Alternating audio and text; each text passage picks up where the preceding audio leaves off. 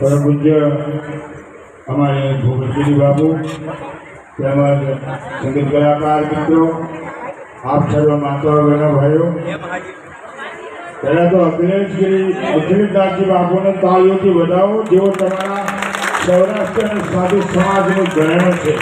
આવો ઉદાર સાધુ અને મોટી મોટી સેવાઓ કરવાવાળી વ્યક્તિ, એમને પણ મંચ ઉપર આવવાનો.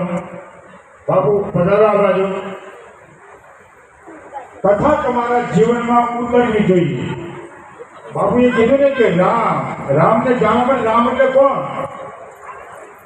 રામ યાને વિવેક, સીતા યાને ભક્તિ, લક્ષ્મણ યાને સેવા, રાવણ યાને મોહ.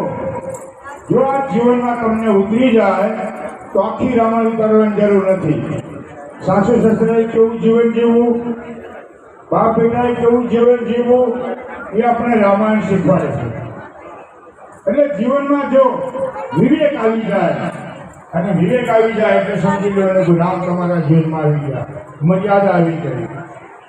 અને ભગવાનનું સ્મરણ જ્યારે માણસ ભૂલી જાય, નાથ આ નવું સોનાનો મૃગ, મને સોનાનો મૃગ આપો, અને જીવનમાં કેવું કષ્ટ આવ્યું, ત્યારે મોહરૂપી રાવણ ત્યાં ઊભો થાય છે. એટલે મિત્રો, કથા તમારા જીવનમાં ઉતરે અને બાપુના બે પાંચ શબ્દો તમારા હૃદયમાં આવે. ખૂબ જન્મથી બાપુ કથા કરી રહ્યા છે, ખૂબ ભાવ વિભોર. આપણે બાપુને પણ તાળીઓથી વધાવી આવું સુંદર રિસ્પોન્સ કથાને બનાવી રહ્યા છે. મારે ઘણું બોલવાનું હતું, પણ સમય ન હોવાને કારણે, અને બાપુની પણ મેં મસ્તી જોઈ એટલે હું પણ બેઠો છું અને સાંભળ્યો, મને પણ આનંદ આવ્યો.